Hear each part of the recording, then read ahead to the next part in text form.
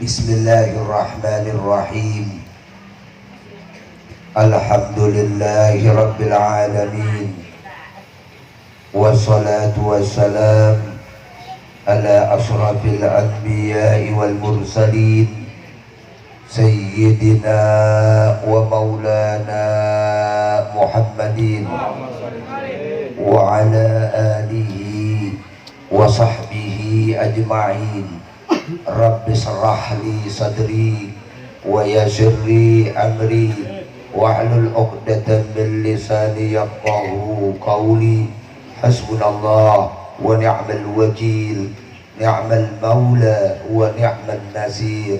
La haula wa la quwwata illa billahil aliyyil 'azim. Amma ba'du, yang kami hormati sahibul bait, sahibul hajat, keluarga besar Ibu Suryani dan Bapak Bean, dan juga Bapak Sudrajat. Ada Bapak Sudrajatnya? Orang ada? Ada. Beliau punya putri yang bernama Saudari Rida, dan calon mempelai laki-lakinya Saudara Randi. Ketika maulid, kawinan, ada maulidnya. Ketika Nabi Allah Adam alaihissalam nikah dengan Siti Hawa, maharnya adalah membaca sholawat. Artinya mengadakan maulid ketika kawinan itu luar biasa.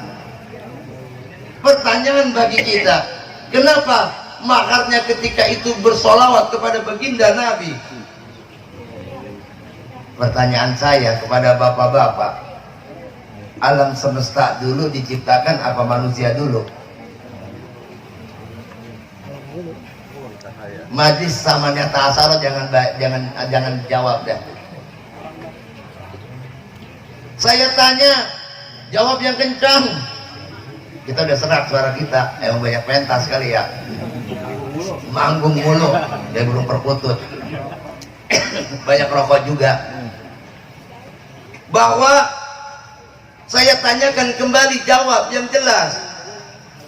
Manusia dulukah? Apakah alam semesta yang Allah ciptakan? Ayo baca Quran, baca Quran. Dulu, betul. Nur Muhammad yang diciptakan oleh Allah. Sebab kata Allah di dalam hadits qudsinya kepada Nabi Muhammad sallallahu alaihi wasallam, laulaka ya Muhammad ma khalaqtul aflaq.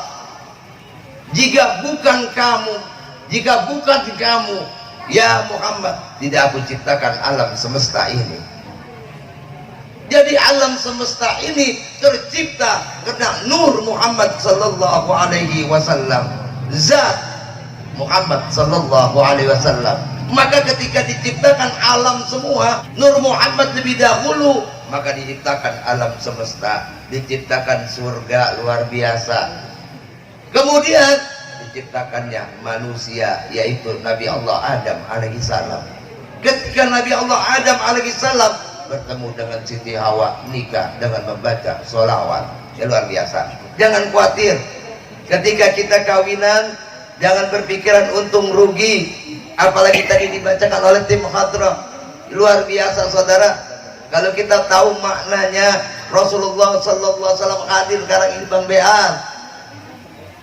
Bang Bean, Ibu Suryani, ini Rasulullah hadir, apalagi dengan kalimat-kalimat yang indah. Kalau kita hadirkan ahdiru qulubakum, tidak terasa kadang-kadang air mata kita menetes.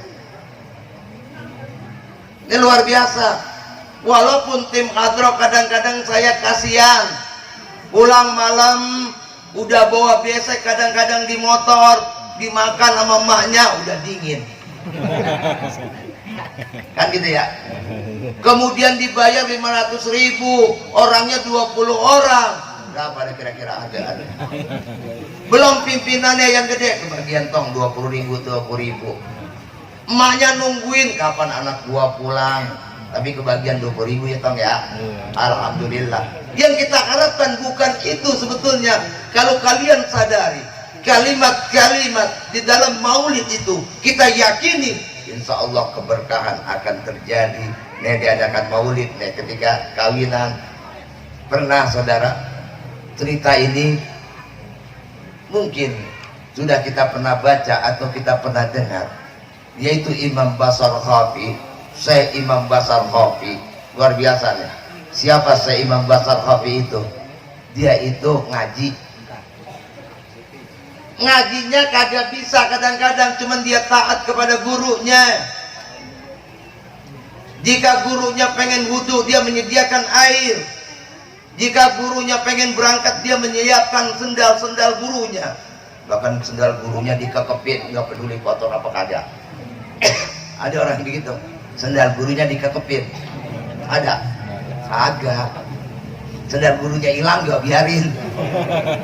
Gurunya sendalnya harganya 250.000, ketukar sama sendal jepit pulang. Ya ilah, harga 250.000. Pas habis ceramah dikasihnya Vego, kagak kurang modal.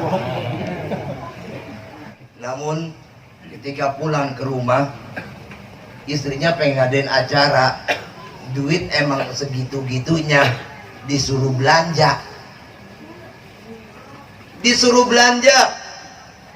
Pergilah ke pasar. Namun di tengah perjalanan Imam Basar Khafi ketemu dengan kertas yang kucel. Ketika dibuka itu kertas itu, tertulislah kalimat Allahumma salli ala Sayyidina Muhammad wa ala ali Sayyidina Muhammad. Jika kita dengar ini merinding nih. Di dalam kertas itu ada kalimat Allahumma salli ala Sayyidina Muhammad wa ala ali Sayyidina Muhammad. Itu kertas kucel kemudian dicium luar biasa oleh Imam Basar Khafi. Gemeteran dia. Kemudian sampai di pasar, di depan ada tukang minyak wangi. Duit yang buat belanja diberiin minyak wangi. Diolesin itu kertas supaya wangi, dicium lagi. Duit masih ada, kurang wangi, dibeliin minyak yang mahalan lagi.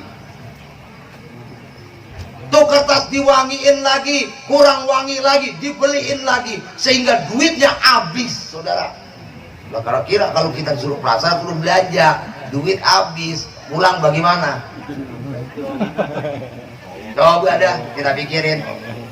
Apalagi muka-muka kita tampak sih serem-serem, tapi mau bini ya kayak kerupuk dikasih air. Tahu kerupuk dikasih air?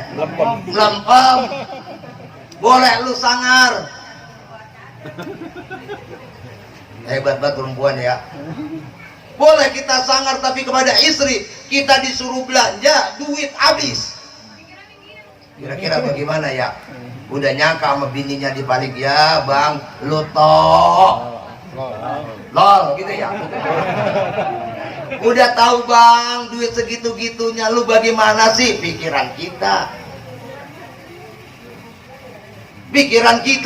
Tapi Imam Basar Khafi pulang. Ketika pulang ada keraguan, takut dimarahi. Bukan takut sama istri, ya emang disuruh belanja, duitnya habis. Belanjaan kagak bawa, tiba bawa kertas doang itu sama minyak wangi setumpukan di tangannya. Namun ketika ragu, tiba-tiba ada seorang tamu membawa makanan yang luar biasa. Kemudian tamu itu berkata, "Tuan, saya pengen tanya, di manakah rumahnya Syekh Imam Basar Khafi?" Ketika itu yang ditanya Imam Basar Khafi, belum jadi imam, kok mau dipanggil saya, dipanggil imam, lalu siapa emangnya? Tapi di kampung ini yang namanya Basar Khafi gua doang.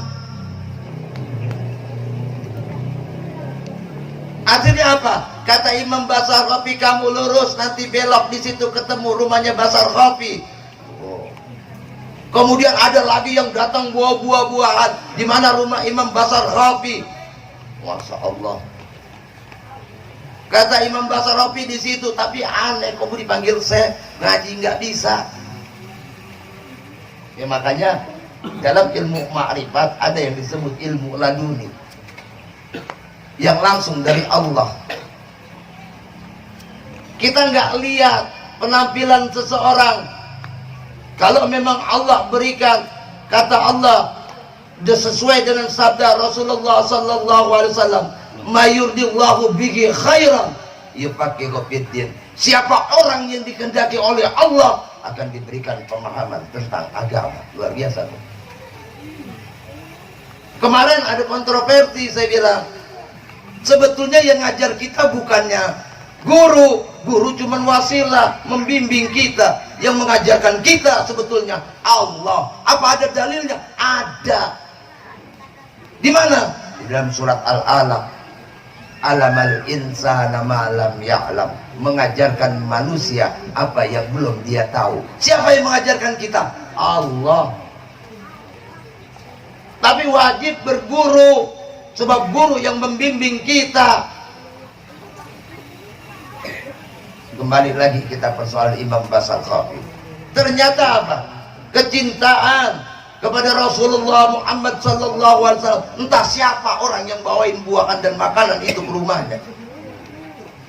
Luar biasa kan? Jadi saya luar biasa. Jangan aneh. Di dalam ilmu hadis pun kita temukan siapakah Abu Hurairah. Abu Hurairah enggak begitu terkenal, saudara. Yang terkenal itu Umar bin Khattab, terkenal itu Ali bin Abi Thalib, terkenal itu Abu Bakar Siddiq, terkenal itu istrinya Rasulullah, Siti Aisyah. Tapi ketika, mohon maaf, ketika meriwayatkan hadis, semua berdasarkan an Abi Hurairah. Bergeser. Mimin ke kita, ke grup, kita buka aja, masa Allah, bini orang ini kita tontonin tiap hari. Bini orang, padahal mah sama bini kita juga. Kalau kita dandanin beli bedak, wah cakep. Gak percaya. Kenapa dia cakep? Bibirnya dimerah-merahin, bulu mata palsu, alisnya sampai melengkung itu alis. Sampai beli cetakan alis di Lazada 15.000. Ketahuan lu. Cetakan alis. Alis sampai kereng banget, ya Allah, luar biasa. Bini kita pun kalau kita pakaiin itu suruh dandan bang, bedak yang tebal, bibir merah, mata palsu.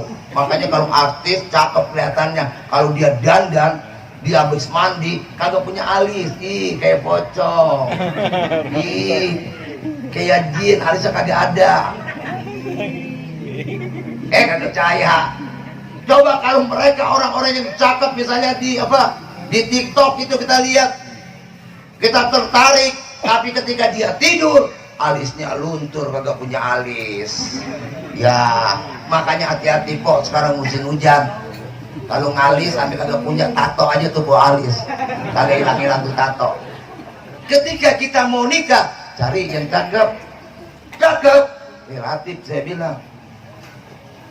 Setiap kita, laqad khalaqnal insana fi ahsani taqwim, kita bentuk yang sangat sempurna, cantik kita, mata kita ada di depan nggak kayak ayam. Ayam tahu ayam? Itu matanya pada di samping tuh. Kita matanya di depan kan, luar biasa kita cakep. Makanya apa? Ketika kita naik, kita nikah, kita cari dulu perempuan yang cakep. Tujuannya apa? Diajak kondangan kagak malu-maluin. Bininya siapa? Ono bininya Ustadz Ibrahim. Ya, Ustadz Ibrahim kan begitu ya, tapi bininya masih cakep kayak Elvi Sukasi. Itu misalnya kayak Elvi kata mengantin mah begitu. Penting juga memang. Tapi yang namanya kecantikan seberapa lama? Kalau kita mengharapkan cantik saja, cinta kan ada rumusannya ya.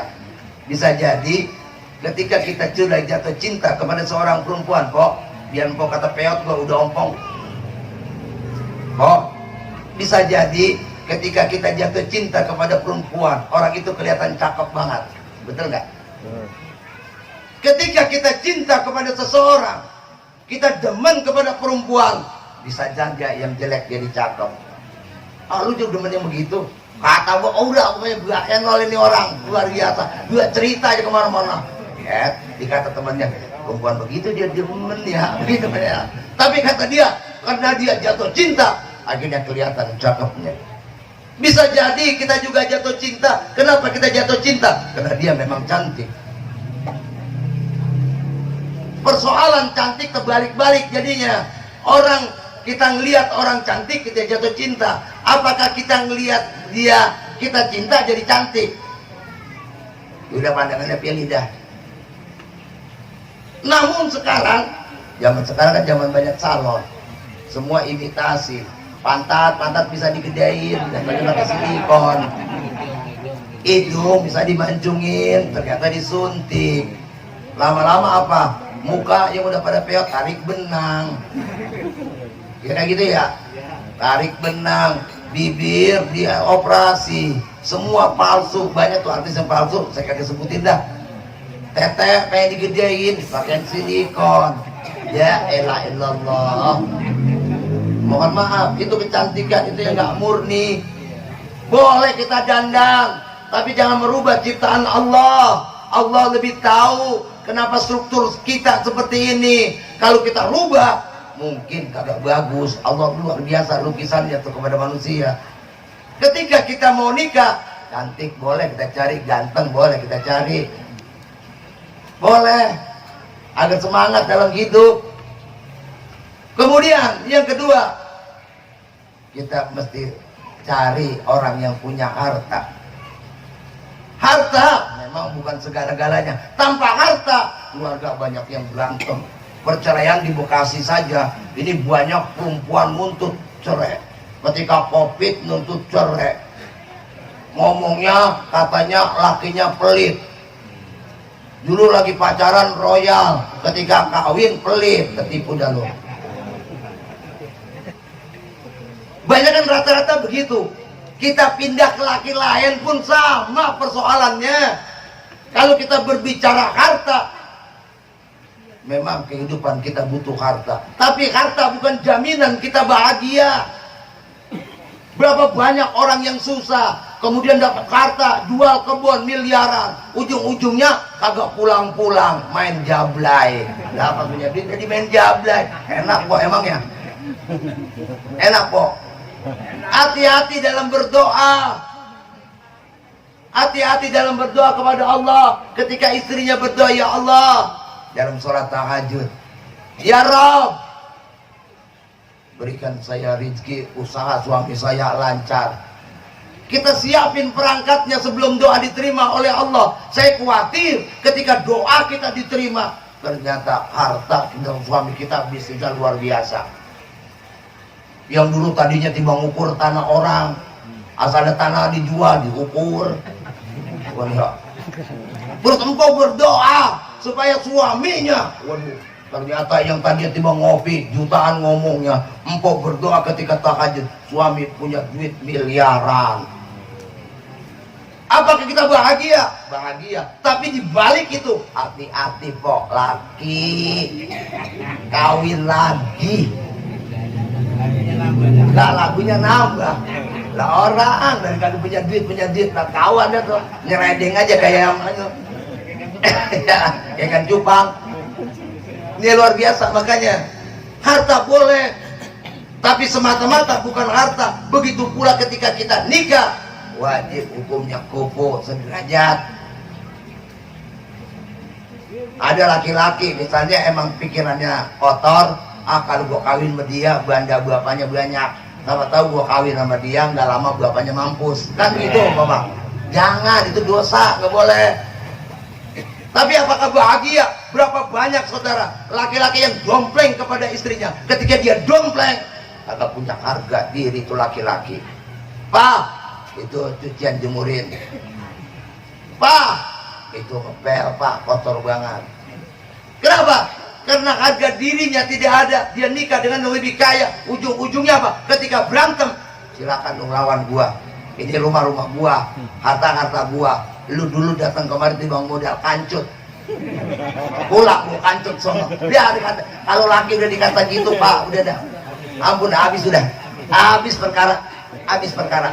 Harta boleh, kebahagiaan dengan harta. Harta jadikan sarana kita juhud, harta jadikan sarana buat ibadah. berkeluarga adalah ibadah, menafkahi anak adalah ibadah, menafkahi istri adalah ibadah. Boleh kita pilih orang yang punya harta. Kemudian linasabiha, nasab keturunan Pak, naik keturunan. Tapi mohon maaf, di kita kan ada saja tuh, wow, gua keturunan darah biru, ningrat, gitu kan? Ningrat, ada kan begitu? Sehingga apa? Banyak terjadilah kisah yang disebut kisah Romeo dan Juliet kan? Sehingga apa? Ya Allah, bunuh diri ujung-ujungnya. Cinta luar biasa, makanya memberikan semangat luar biasa. Nasabnya kita lihat, keturunannya kita lihat. Siapa dia, bapaknya siapa, mesti kita lihat. Tujuannya apa? Sebab ketika kita nikah, dipersatukan kita menjadi saudara. Kemudian ketika kita nikah, kita punya anak. Anak itu fitrah, namun gen kedua orang tuanya hadir dalam tubuh anak itu. DNA, kalau ditesnya namanya tes DNA. Pasti dari kakeknya bisa turun DNA-nya. Kalau kata orang dulu, dibilang, nih bocah masih keturunan leluhurnya. Kan begitu. Bener, memang gennya bawa dari bapaknya. Keturunan yang kita lihat, kalau keturunannya baik, insya Allah akan baik. Kalau keturunannya jelek, nah udah ada miring dah. Tapi bukan juga begitu. Berapa banyak orang yang bapaknya pemabuk, ternyata anaknya jadi kiai dan ustadz. Tapi rata-rata biasanya ngikutin bapaknya, ngabuk-ngabuk juga.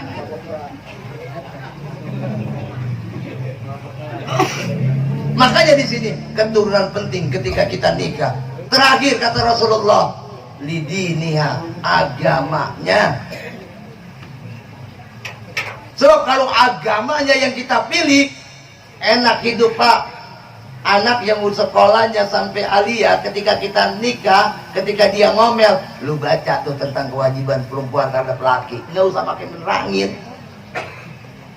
So kalau perempuan Pak, biar bagaimanapun makhluk yang misterius, bahkan Aristoteles katakan bahwa seorang perempuan adalah dua hal yang nggak bisa, mohon maaf, yang susah diatur dalam kehidupan. Ini Aristoteles yang ngomongkan roh ya.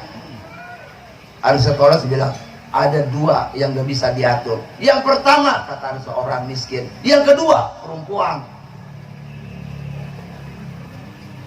Kenapa nggak bisa diatur? Hati-hati saudara, perempuan. Perempuan itu tercipta dari tulang rusuk kita. Kita dari unsur tanah. Jika masuk pasti setan mulai masuk tuh. Api dari unsur api. Semua gara-gara kadang-kadang perempuan Pak. Hati-hati sekali lagi. Perempuan mah terus terang. Kalau agamanya nggak ada, kita dia berantem, kita jawabin dia makin ngomel. Ketika kita berantem, dia kenceng banget suaranya, kita diem, juga salah, makin ngomel. Kita tinggal pergi dari ruang tamu, kita dimarahin, kita ke kamar, kita pura-pura tidur, habis didorong-dorong kita.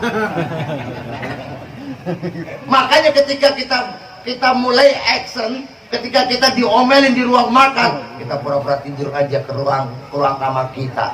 Udah gitu, pas dia masuk pintu kita kunci, kita jepit, kita paksa, masukin anunya dah. Udah dibikin kopi lagi, damai udah. Damai baik dah. Kalau udah kena itu, ini masalah kawin Pak. Kamu masih kecil jangan dengerin ya. Kalau udah kena itu, pasti damai. Walaupun dia ngelarang, oh berotak, bodo amat. Dan sudah kena mah, ya udah dia mandi, bang ngopi bang, dah udah dilupa. Itu perempuan luar biasa makanya di sini kata Rasulullah, fajfar bijatidin faribat yadaka, pilihlah olehmu yang beragama, pasti kamu akan beruntung. Perempuan sekali lagi, kalau kita kasih duit seminggu, kita kasih 30 juta bang, kita kasih 30 juta bang seminggu, udah habis. Kita tanya, emang 30 juta seminggu udah habis? Padahal kita kata gitu doang. Jawabannya coba, abang udah ngerti nggak jawaban perempuan? Lu nggak tahu anak jajan, bayar listrik, bayar kredit ini, gua habis. Padahal kita bang nanya sekali dong, emang 30 juta habis kemarin? Makanya kalau ada lagi kita kasih lagi. Makanya kata Rasulullah, kalau dia ngerti agama, insya Allah ad-dunya mata wa khairul mata'iha al-mar'atus salihah. Dunia ini perhiasan, sebaik-baiknya perhiasan adalah wanita yang soleha. Lagu Oma, ada kan lagu Oma kan? Ya, setiap keindahan, kita bisa nyanyi saya. Pokoknya ada lagu Oma kalau nggak salah. Ada lagu Haji Roma Irama itu, Haji Roma Irama. Nah, istri soleha judulnya. Ini makanya apa? Ketika kita nikah, kita sudah ketemu semuanya, tapi nggak mungkin kita dapat empat-empatnya, Pak. Ketemu laki-laki, orangnya ganteng, kaya, kemudian keturunan baik, kemudian apa lagi? Agamanya bagus. Ada yang ketemu nggak kira-kira? Nggak ada. Kalau ketemu saya mau nambahin satu nih. Tapi yang lapor bini saya ya, akan curiga lagi bini saya. Awas jangan bilangin. Nggak ada, kita empat-empatnya kita peroleh. Ketika kita mencari jodoh, orangnya ganteng, hartanya banyak, kemudian dia keturunan yang baik, kemudian agamanya bagus, sulit saudara. Tapi minimal kata Rasulullah ada agamanya. Nih nanti Neng Rida kalau udah nikah sering datang ngaji, tapi ngaji juga bukan ngaji yang ngongkok, tau ngongkok.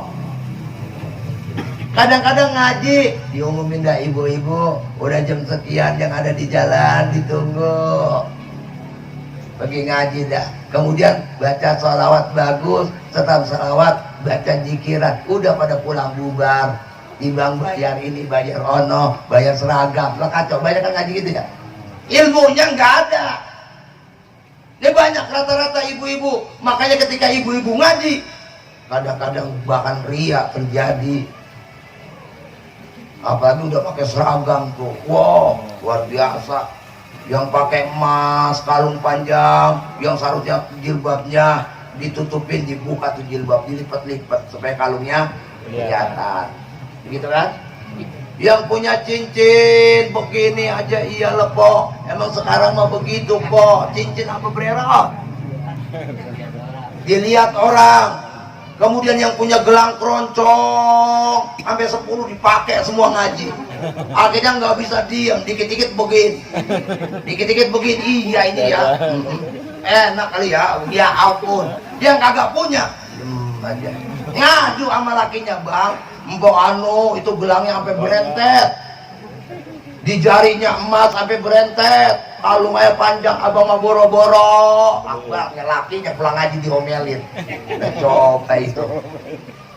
Inilah makanya kalau kita ngaji yang betul-betul diajarin, kitab fikihnya diajarin, bagaimana cara wudhu,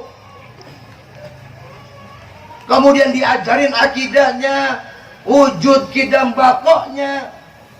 Tapi kadang-kadang mohon maaf, rata-rata perempuan cuma mohon maaf dah seremonial. Saya lihat rata-rata seremonial doang, tapi bagus lah, masih ngumpul bagus, alhamdulillah. Makanya Rida, kita semua bukan kita belum ada kesempatan, mungkin suatu saat kita dapat hidayah ngaji, kita kumpul bertemu dengan guru-guru kita luar biasa. Sebab apa? Kehidupan ini pasti setelah kita nikah nanti kita punya anak, setelah punya anak punya cucu. Kalau umur kita panjang seterusnya, tapi kalau umur kita pendek,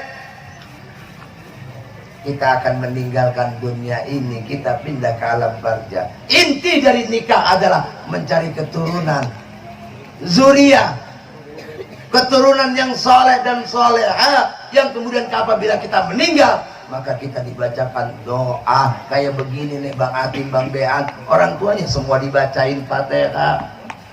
Siapa ketika Fatihah ini cucu gua lagi bikin maulid, pasti tahu saudara. Inilah inti dari pernikahan. Mudah-mudahan nanti ketika nikah saudari Rida dengan suaminya saudara Randi dijadikan keluarga yang sakinah, mawaddah, warahmah, kemudian diberikan keturunan yang soleh dan soleha, dipanjangkan jodohnya sampai ajal menjemputnya. Jangan didoain sampai kakek nenek ya, sebab kalau didoain sampai kakek nenek takutnya udah nenek-nenek pada bercerai, laki-laki banyak. doanya salah kita. Salah. Mudah-mudahan seperti itu. Kita doakan sampai ajal memisahkannya. Persoalan keluarga pasti ada, namun mudah-mudahan semua yang dijalanin oleh Rida dan suaminya Randi akan diberikan kemulusan oleh Allah Subhanahu wa taala. Al-Fatihah. A'udzubillahi minasyaitonirrajim. Bismillahirrahmanirrahim. Alhamdulillahirabbil alamin arrahmanir rahim maliki yaumiddin. Iyyaka na'budu wa iyyaka nasta'in ihdinas siratal mustaqim siratal ladzina an'amta 'alaihim ghairil maghdubi 'alaihim waladdallin. Rabbana lana wa liwalidayna amin. Lebih kurangnya mohon maaf. Ihdinas siratal mustaqim wabillahi taufiq wal hidayah. Assalamualaikum warahmatullahi wabarakatuh. Apa yang guru kita sampaikan dapat kita terapkan ke dalam kehidupan kita sehari-hari dan menambah keimanan kita untuk beribadah pada Allah Subhanahu wa taala. Saya atas nama perwakilan daripada Sohibul Bait mohon dibukakan pintu maaf yang seluas-luasnya. Apabila banyak kekurangan di sana sini maupun itu jamuan, tempat dan lain-lain sebagainya, mohon dibukakan pintu maaf yang seluas-luasnya dan mengucapkan ribuan terima kasih pada jamaah yang hadir di sini untuk mendoakan daripada putri beliau yang akan besok akan melaksanakan akad nikah.